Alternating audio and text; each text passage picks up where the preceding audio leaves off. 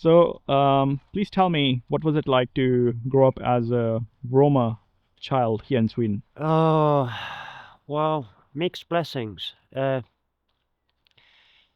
were times where you had to hide your identity. Most of the times you had to hide your identity that you're actually a Roma, a traveler.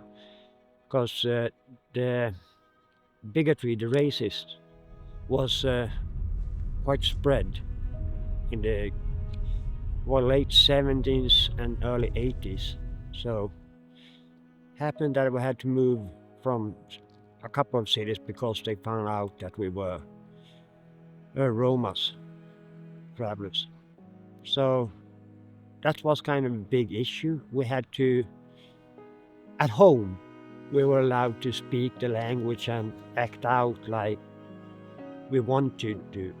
But at school and in public places, we had to blend in, didn't talk about it, didn't say anything about it. So living in two worlds.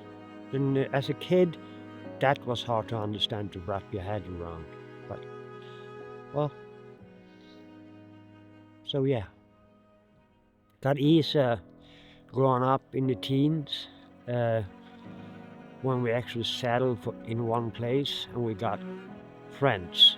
In my middle teens, 15, 16s, I told a couple of friends about my heritage and they accepted that.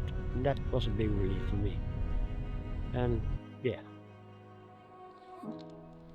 Okay, so could you please tell about the persecution that people went through here? Oh, okay. Way back in the day, where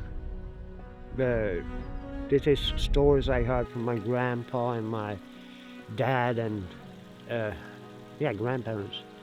That we weren't allowed to.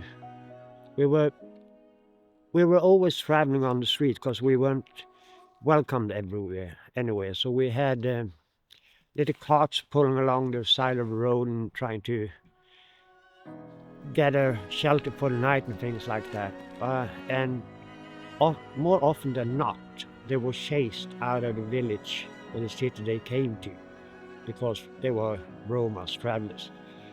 And there could be police coming and beating them up and chasing them out of the city. At one point, I actually think they told me that you're allowed to shoot a Roma on the spot and you could collect a reward for him or her at that time. And this uh, shooting thing didn't last very long, thank God. But the persecution that we're not allowed to stay in cities and that that was well, some parts of the world is still a big deal. But my grandparents they settled in the 50s and they stayed there for the rest of their lives there. So they built a life for them and the children there. But yeah, there were persecutions and a lot of violence from